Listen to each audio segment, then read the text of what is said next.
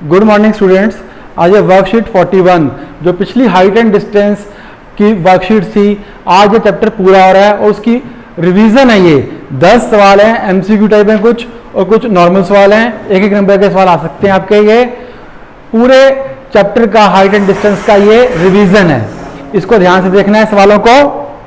पहला सवाल है, यदि एक मीनार 30 मीटर ऊंची है जो भूमि पर 10√3 मीटर लंबी छाया बनाती है, तो सूर्य का उन्नयन कोण क्या होगा? देखिए सूर्य उसका उन्नयन कोण थीटा बन रहा है, तो क्या होगा?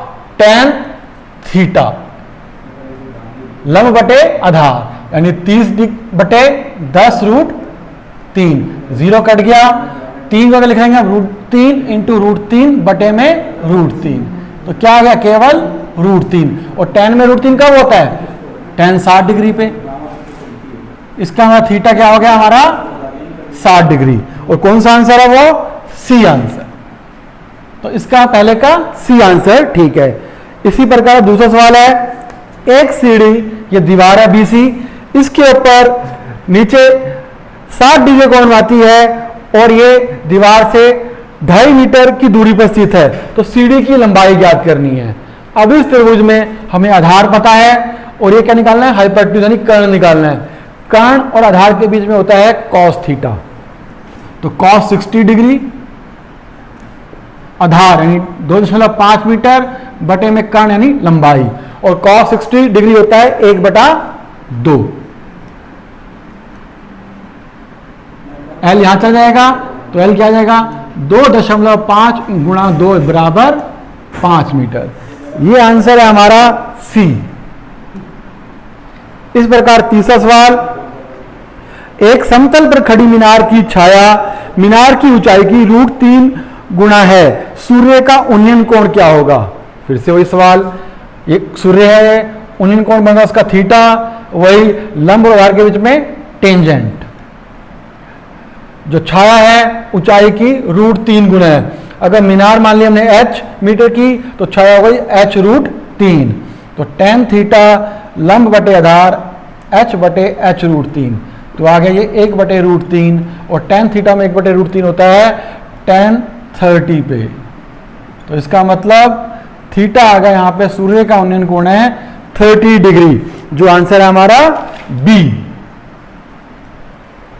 इस प्रकार सवाल नंबर 4, एक 50 मीटर लंबे खंबे की छाया 50/√3 मीटर है, तो सूर्य का उन्नयन कोण, सभी सवालों में लगभग यही आ रहा है, सूर्य का उन्नयन कोण वही लंब और आधार के बीच में टेंजेंट थीटा। लंब है 50 और छाया है 50/√3, तो √3 कहां जाएगा? ऊपर। 50√3 बटे में 50, 50 से 50 कैंसिल, और tan थीटा में √3 की वैल्यू होती है tan 60 डिग्री पर, तो इसका मतलब थीटा आ गया 60 डिग्री। ये हमारा आंसर है पांचवें का, खाली स्थान था, तो उन्नयन कोण होगा 60 डिग्री।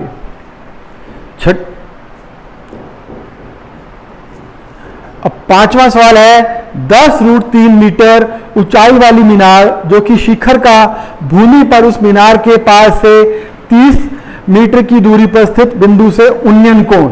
यहां भी वही सवाल है, एक तरह से दोनों लंब और आधार के बीच में टेंजेंट थीटा।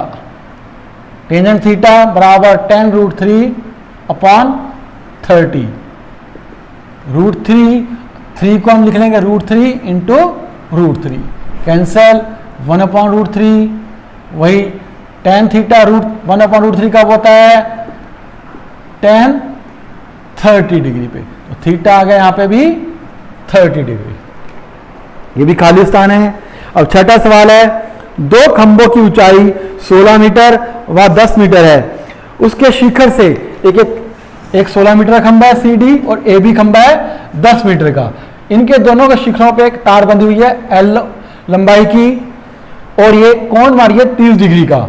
अब मान लीजिए 10 मीटर है, तो ये हिस्सा भी 10 मीटर हो जाएगा, 16 10 गया, ये हिस्सा रह जाएगा D जो है वो 6 metre.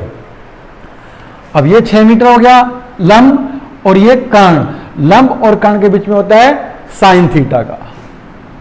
Sine theta 6/L। Sign 30 होता है 1/2, 6/L, तो L हो जाएगा 6 गुणा 2,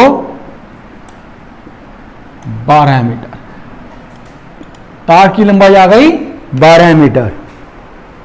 अब 7वां सवाल है, एक पतंग जो जमीन से 50√3 मीटर की उड़ रही है, BC हो गई पतंग की ऊंचाई, एक डोर से बंधी है, AC है डोर, जिसकी लंबाई मान ली हमने L।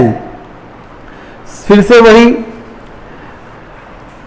लंब और कर्ण के बीच में वही साइन होता है, साइन 60 डिग्री बराबर 50√3 में L। साइन 60 डिग्री होता है √3/2 बराबर 50√3 में L। √3 से √3 काट दो और L यहां पे, और 50 × 2, यह आ गया 100 मीटर। इसका मतलब जो डोर है वो 100 मीटर की है।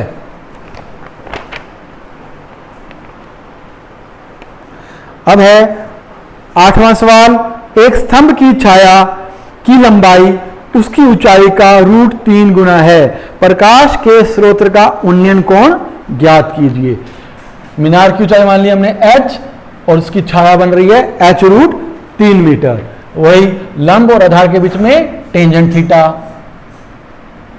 H बटे में H √3, यह आ गया 1/√3। कब होगा? वही tan 30 डिग्री, तो थीटा आ गया 30 डिग्री।